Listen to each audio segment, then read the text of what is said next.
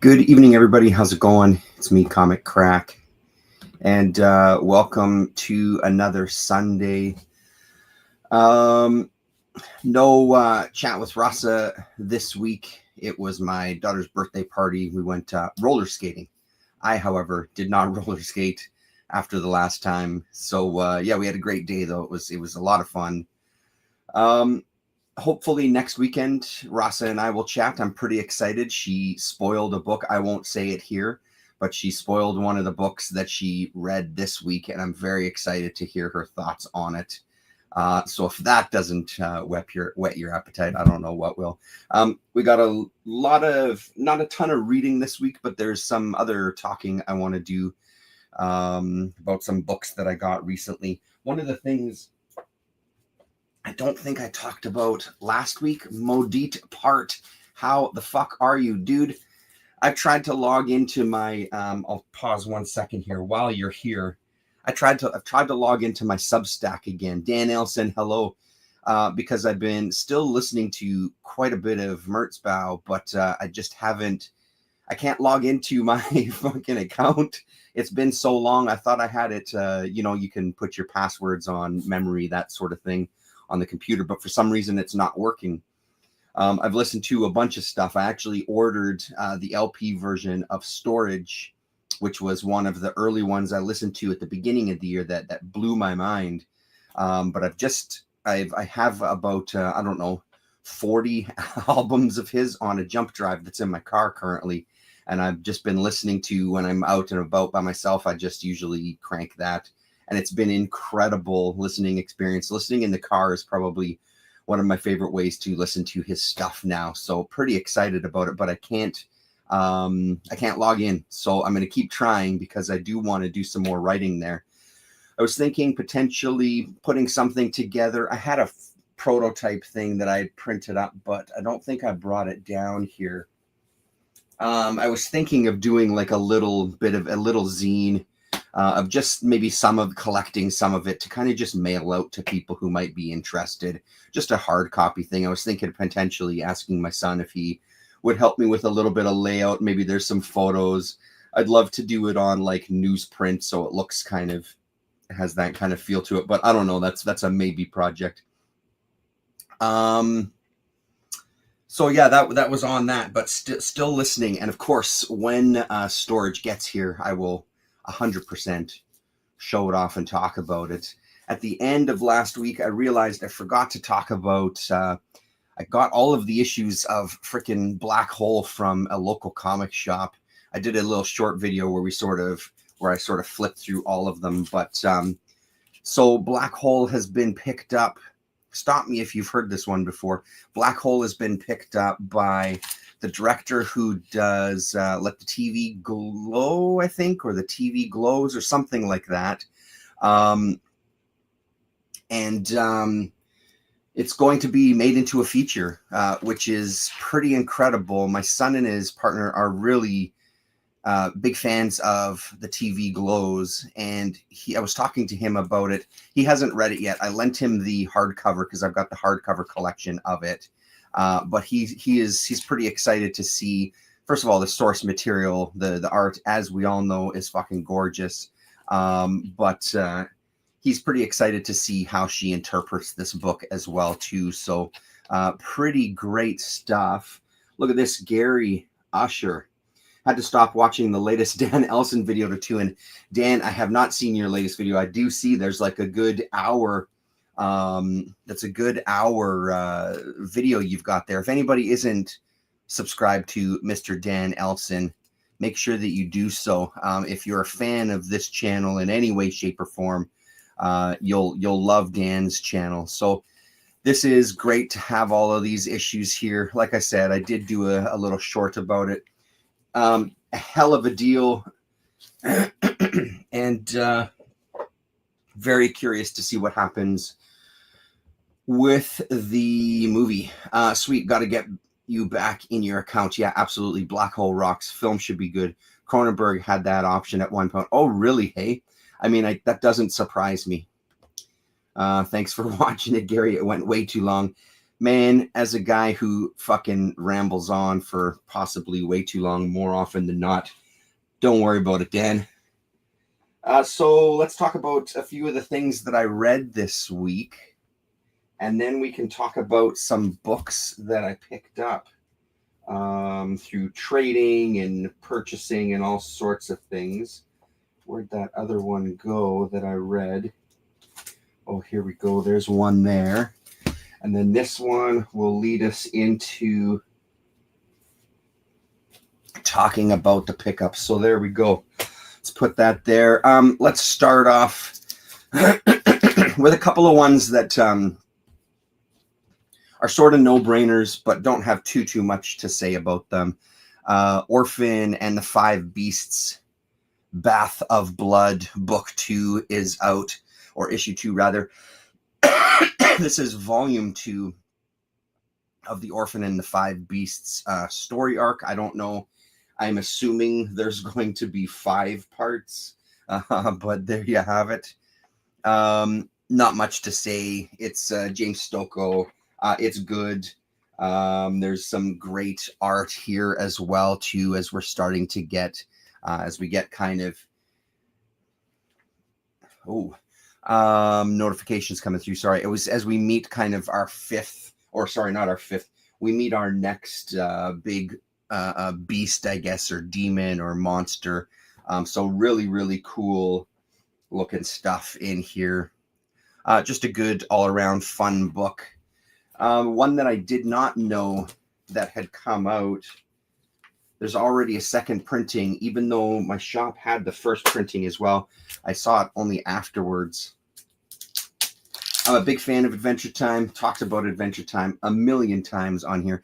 Fucking Caroline Cash did a Adventure Time issue, a nice thick sort of annual issue that's based on some fan fiction, I guess, about Marceline and Princess Bubblegum having a relationship together. So who better to do that than Caroline Cash? And it's great. It's a lot of fun. It's a very simple, nice little story with a lot of just amazing art by her. So great to see. That's the fun thing about some of these books. Like the SpongeBob book was like that as well, too. The Madball stuff at one point was like that as well, where they got some really great artists from independent and underground-ish kind of worlds to kind of take over their properties for an issue or two, or even if it's sometimes just a single story within a book. So that's great. If you don't have this, like I said, the second printing is out, and you should be able to find it. It was a hefty $7.99, but again, considering what you get in this one, I think it's worth it. So there you have it.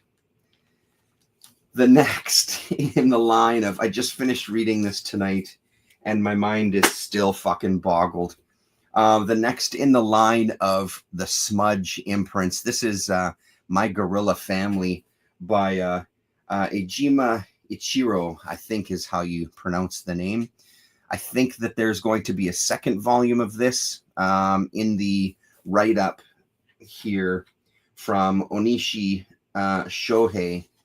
There's a talk of Ichiro's kind of cartooning history and the magazines that he was a part of. The magazines that he wrote for weren't kind of the big ones. They were really very much off the beaten path and had a very, very small readership. And with that comes all sorts of freedoms, as we all know. Talked about it many times. When there's a sweet spot when you can get to creating something where there's really no boundaries, because they're not necessarily worried about an audience or editing too much, because they just have to show tits and ass, or they just have to sell something, or whatever it is. There can be a real freedom in there. And this seems to be an artist that had that freedom. It's a fucking bonkers.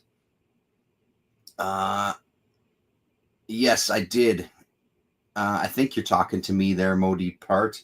Yes, I was fairly rough there.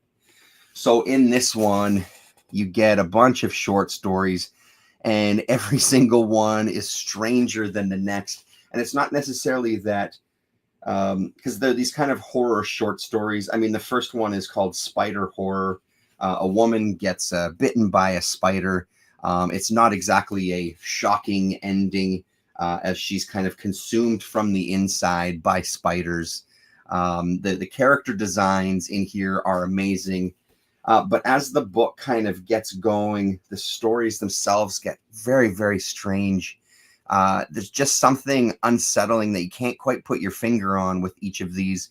And when you hear about kind of this freedom that he had to create these stories, this was a pretty good one, actually, and a kind of alien creature that devours animals. But to these creatures, humans are toxic and they die when they devour a human. The problem is when they devour like dogs or other animals, they sprout a baby, a smaller version of it kind of grows on its back and falls off to create another creature. Let's see if I can find the shot of it here. Yeah, there you go. So you can see here, all of a sudden, there's an eyeball that pokes up and another one pops off. And so they multiply rapidly. So the story leaves you with, there's not enough human sacrifices to be able to kill these creatures. And I think he literally uses human sacrifices. Mitosis upon mitosis had already generated thousands of the deadly aliens. To subjugate all of them would require thousands of human sacrifices. But in the meantime, thousands upon thousands more aliens will have already proliferated. So really just wild little stuff in there. And I think that that's one of the things that this does so well. It really just kind of digs into these areas where there's some real rich kind of ideas. This My Gorilla Family story is a bizarre one too. Our main kind of female character protagonist there falls and smacks her head. And when she wakes up, gorillas are just a natural part of society. So it's sort of like this, because she has a kind of repulsion. Everybody else around her is like, what the hell is wrong with you? What do you mean gorillas belong in a zoo, you fucking racist? That's insane that you would think something like that. And so it's just this very unique angle as she sort of suffers through a marriage with a gorilla, is repulsed having sex with him, is repulsed by the child that they have together, is disgusted by every moment of their life together, even though she fully acknowledges gorilla's status within this world is much higher than where is it? Hold on, I gotta read the fucking passage here.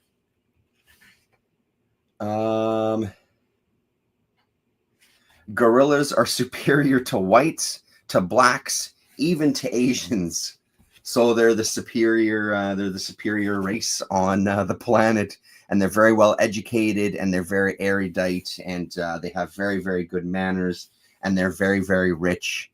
And she just kind of struggles through her life until finally she realizes that maybe she loves the family after all. I'll just show you one more of these and I'll leave the rest to you, because you should get this book. I Dream of Satan, a woman who finds this mysterious object, and in it she releases, through her loving touch, she releases a mist. It's this gold little box. She releases a mist which happens to be Satan, that was trapped in this box for lifetime upon lifetime. And there he is there, and because she freed him, he gives her one wish, and her wish is that her life is miserable. She wants to go back to being a child, but be born into a very rich family. But she still has the same consciousness of this older woman rather. So in it, she's drinking wine, she's having cigars, she's in the lap of luxury at 1 year old. And she also happens to love watching her parents have sex. And it turns out that even in a 1 year old's body with the mind of a full grown woman, you still get sexually aroused. And that's kind of the end of the story. What does it say at the end? The second her mother picked her up Kazooie went straight for her breast, a little too eagerly. Only Satan knew that Kazooie's interest in her parents' bodies would grow more passionate with time. The end. And it's story after story like that. It's a fucking strange little book, but incredible art. Smudge is just killing it. This is the fifth book now. Like I said, there's talk in the kind of write-up that there's going to be a second, potentially a third.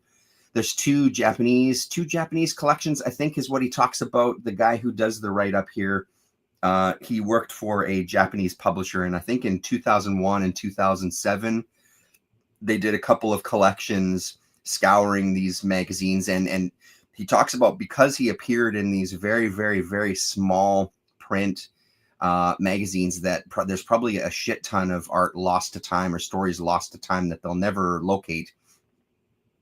So pretty incredible stuff there. Like I said, highly fucking recommended on that one. So let's see, what did I miss here? Where are we? Right here. Mr. Gorilla Family, Where's Earl Grey? Hello, Sleepy Reader. More clean-cut, wholesome entertainment. Yes, as I should have said at the beginning, gather your kids, wake them up out of their slumber, gather them around the computer screen, and let's talk about one-year-olds aroused by their parents. That looks outstanding. I missed the last Smudge book, but I got to jump on that one. Yeah, I mean, I ordered it straight from them because I was worried. I thought that I might miss out on it. They haven't been... I've managed to find the other ones here, but I feel like it's not a guarantee, and I'd been hearing such great things about this one online. I figured I'd snatch it up while I could. I don't think my local library is going to have this Smudge book. No, I don't think so. I Dream of Satan, yeah.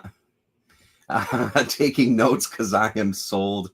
You had me at Satan, but the rest of that story sounds insane. Yeah, and every single story has just some madness to it. So leading us into books that I picked up recently, I went to 204 Comics to pick up the few books that I had on my pull list. They had filled the bins with a bunch of dollar books. There was some excellent back issues. They've done a good job. I think they were pretty successful at the convention that just took place at just before Halloween. And so now it's allowed them to kind of hit their warehouse and bring some stuff in. So within the kind of $2 and $3 bins, he had some independent books. And I saw this one, Demon's Blood. And there's no way in hell that cover is going to pass me by. So a long line of bonkers fucking 80s books. When was this? Yeah, this is from the glory days of 1986. Shout out to Colin Blanchett if he's watching. And in the prologue and in the back matter, they definitely don't do a good job. So Jeff Bennett, who's the writer and the manager, and then the back is by Chris Short, who's the executive producer, but also the artist, I think, as well. Where's the credits? Let me make sure that I credit these fine gentlemen. Yeah, script by Jeff Bennett, story and art by Chris Short. Both of them start bashing the artwork, and as far as I can tell, this was the only thing from them that came out from this very, very short-lived New York Utica, I think is how you pronounce that. Odyssey Publishing. When I looked on Lone Star, there wasn't much from Odyssey Publishing. There's a few publishers called Odyssey, but nothing that I could see that looked like this era. So here's some of this, The Demon Hunters.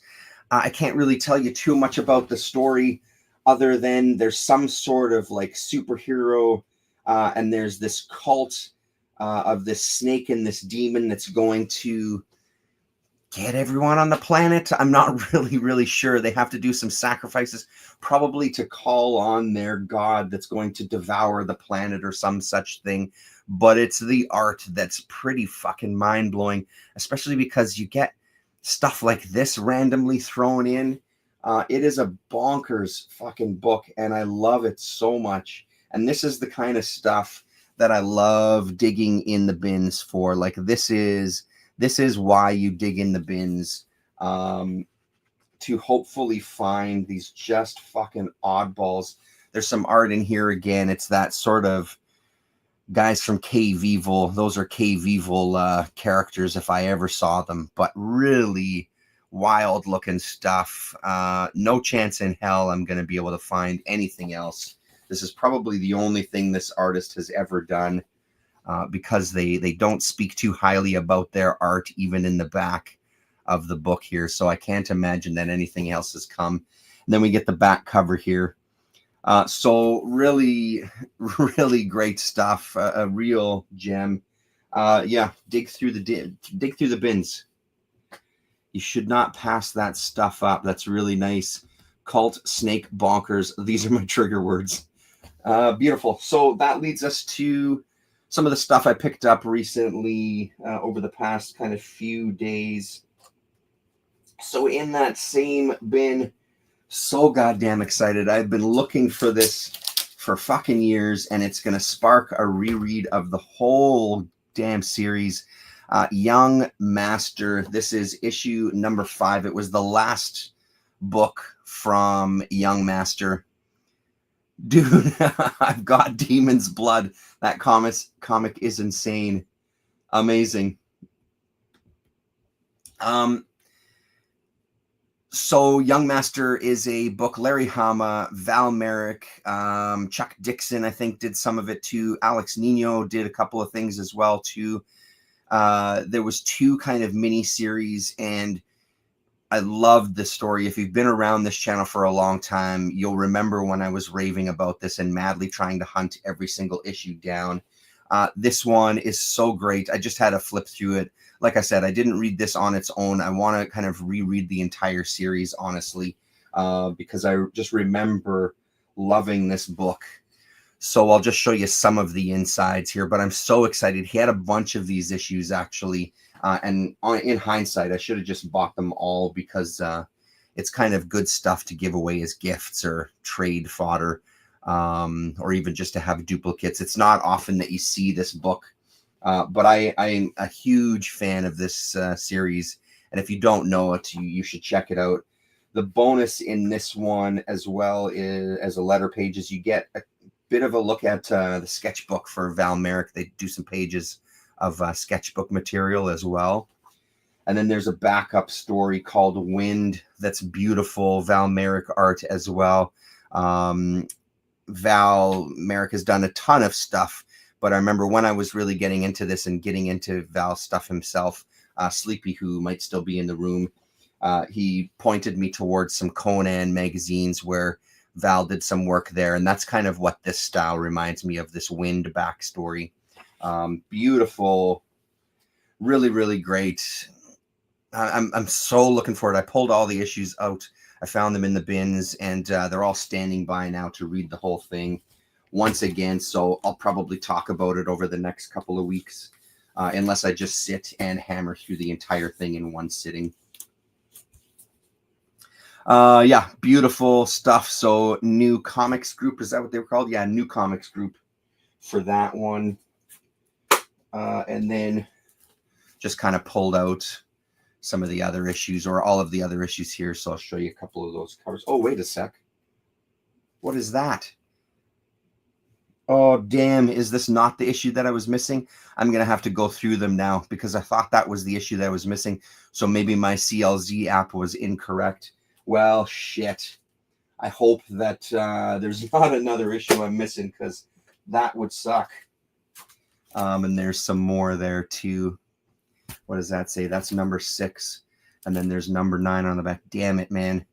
I hope that there wasn't another one. And then here we go. So it's Demon's Blade is what it was called. So this is the Young Master. The World of Young Master is what it's called on the back here. And this is Alex Nino art in this one, and Chuck Dixon on writing. There's a couple more there. And then there's just this series called The Master. And I think it was just 2 issues. And this is Chuck Dixon and Val Merrick on the art. I think these were the first ones that I found from this before I started digging even further. What else was in that bin? Well, there was a little bit of Rex Miller's Chain Gang, just a single issue.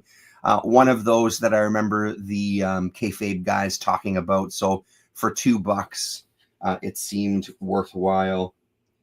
There was a couple of good pages in here as well too. Pretty nice looking stuff. Curious about what this is going to be like. Where was that? Yeah, there we go. Can't go wrong with that. Great looking page there. So Chain Gang. That was from there. That was from there. Let's get back to here. Where is it? Yeah, here we go. A couple of Viz Select books here. One that I'd never heard of before. Rumic World 2, The Laughing Target by Rumiko Takahashi. Not one that I have heard about before, but I love kind of picking up these Viz of this era. This is what, early 90s is when this is. Let's see here. Yeah, 1990 is what it looks like here. So, yeah, looks pretty decent. I'm always willing to give these books a chance because you never really know what the hell you're going to find in these. So, again, even if it turns into something that I trade away. Cobra, I see this occasionally, and I've never really picked it up. I figure I'm going to start now.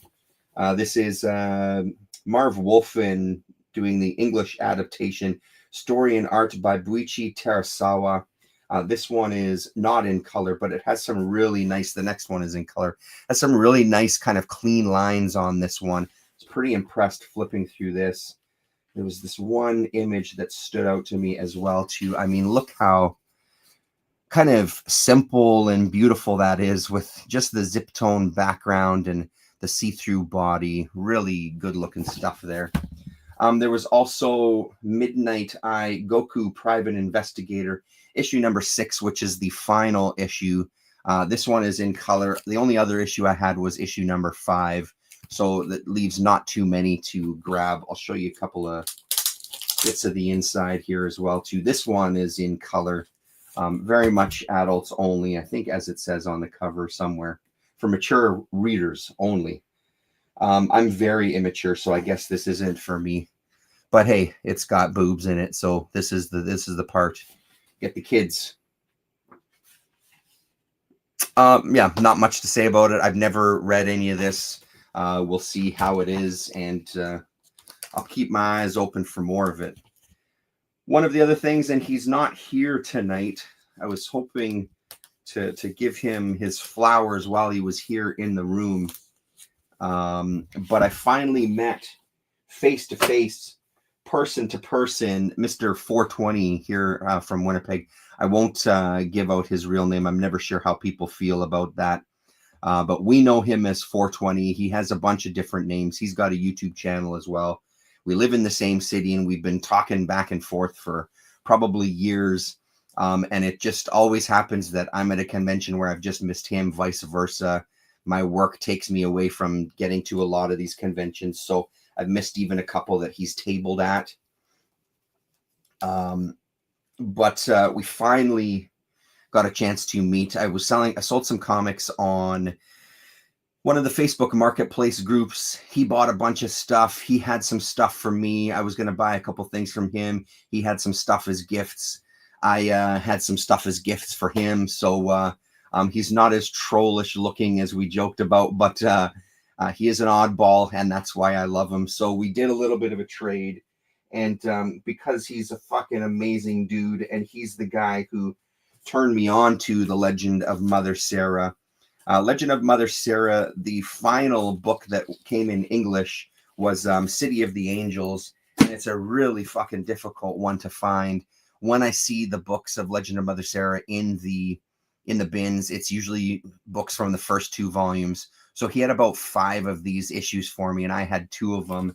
I think I'm only missing 2 issues now from this entire run, or this final book rather. So there are translations on the internet of the other ones, of the other books in this series. But I'm so glad to have some of these. So very fucking nice of him to fill in some gaps for me. And then he had some incredible stuff for me that I just didn't know that existed. Let's start with the big one that I did not know about. Oh, so let's start with this one. I do have an issue. I think I have 2 issues of this. Mr. Tradd Moore did some work on All New Ghost Rider, so he gave me an issue of that. I didn't have this one. I've got issues 3 and 4, so 3 of those now. I don't know how long his run went, but it's fucking Tradd Moore, dude. So I'm a fiend for the guy, so that's a hell of a page to turn to as well. A big fan. Again, if you've been watching the channel, you know how much of a fan I am of his. So I'm looking forward to getting some more of this. This is sort of still early days of his stuff that's maybe looking a little more manga-ish. His style has sort of changed over the years. What year do we got on this one here? 2014, I think is what that says down below. But another issue from the all-new Ghost Rider with Tradd Moore. Pile of comics. This was the one that I did not know existed, and I'm so fucking excited about it. It's something called Hell Girl. Demon Seed from Night Press. And Night Press I know about because it's from... They put out some stuff from the one and only Rick McCallum. So in this issue, there is an Ashley Dust preview by Rick McCallum. So fucking A, 420 coming through with a heavy hitter in the form of Rick McCallum's Ashley Dust. So fucking great. I did read this one. I mean, it was the first thing that I read. I sat down and read this right away. And then I read the next one right away as well. But only the one story. I have zero interest in the rest of this book. It's all about Ashley Dust. And this is Ashley Dust and Bill Anderson at their prime. Or sorry, Rick McCallum and Bill Anderson in their prime, working together here, giving us just a brief taste of Ashley Dust's world and the kind of some of the basic rules around the world too, which isn't really ever explained within the series itself. So it's kind of nice to get that taste. It's so great. And again, it makes me want to read this series again. And then we get an ad for the last page as well too, coming soon from Night Press. A stunner, a genuine surprise when he said he had something with a Rick McCallum story in it for me, called Hell Girl. It didn't compute whatsoever. So one of the things he had put on hold for me, there's 2 issues of Turtle Soup that I'm missing. He had one of them. And again, I wanted these books because both of these have Rick McCallum in it as well. So this one is an anthology. So this is Rick McCallum doing story and pencils, inks by Bill Anderson, and colors by none other than motherfucking Jim Woodring. And it's Donatello, The Ring. And it's a great little story. Really fits nicely within the world of the Turtles, but also really fits nicely within the world of Rick McCallum and kind of the themes that he sort of experiments with. This one, there's this narration that's happening as someone is clearly watching him. Someone is clearly around watching Donatello as he's sort of on this, I don't know, spiritual type of journey where he's just going to get some peace and do some meditation. Turns out it's a giant ancestor turtle that's overseeing him. And it's been nice to kind of touch base through time, marking this spot as an ideal spot for the Turtles. And it kind of ends with him wanting to bring his brothers there so they can experience nature in the way that he did and kind of get in touch with their roots. Really great little story. There's a lot of good artists in here. So this is November 1991. We got Mark Martin, Mike Dooney, Jeff Bonavert, Rick Arthur, and then Hedden and McQueenie. So I'll just show you a couple of the other pages. Like I said, I haven't read anything else in here. I'll keep my eyes open. I see you there, Dan. I'll hit the comments in a second, but I will keep my eyes open for everybody. It's not an easy one to find, Ashley Dust. It's really, really difficult to find, to be honest. I had some of them on my wish list at my comic shop for quite a while before I got my hands on them. This last one has some, or secondly, yeah, no, the last one here has some nice art. This is Rick Hedden and Tom McQueenie. The story itself is kind of silly, but the art is really, really nice. Some heavy blacks on there and very, very colorful. So a good one. So I'm only missing one more issue. I can't remember if it's book 3 or book 4 that I'm missing, but that one also has a Rick McCallum backup story in it too. Let's back up here. I've got Demon's Blood. Here we go. Also have Young Master. What an incredible series it is. The art. Yeah, it's so good. Keep forgetting to search for Young Master, adding to my list, my want list now. Oh, my CLZ want list. Always want more Merrick. That looks sublime. Thanks for your heads up on Young Master. Canadian bargain bins are a lot more awesome than US ones. I mean, these local shops, I got to shout out the local shops. These guys buy these collections, and I guess because we were kind of like a hub for distribution of comics across Canada, started with Styx Comics. Sometimes if you look in some of the back issues, there'll be a list of distributors, and Styx Comics in Winnipeg, Manitoba is always one that's listed. So I think that's why we end up having a lot of these, like all sorts of books out there in the back issue bins, because we were just this hub, right? So, and thank God there was people buying this stuff that are then selling off their collections to some of the shops. Really cool that I finally met 420. You're damn right it is. It was pretty awesome. We didn't get to spend a ton of time together, but now that we've met face to face, it's always one of those things of doing something like this and knowing there's people out there that have seen you and are watching you, and potentially people from town that never sort of introduced themselves. It's always a weird kind of thing to go and meet somebody face to face. Hails to 420 indeed. And I've never met the cat. There is much in Canada that is more awesome than the USA, Gary. Well said. Still looking for one Ashley Dust issue, but I look forward to reading it once I find it.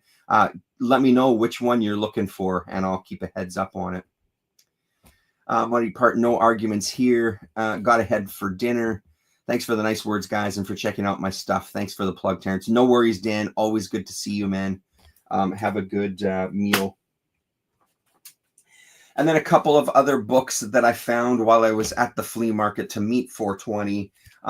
The issue of Let Me Out of Here, which is a Mike McMillan cover. It's one of them that I didn't have. I was hoping that he had a story inside as well. Stop that from happening. There's a scheduled scan. Sorry, maybe it might be interfering with me here. Hold on one sec.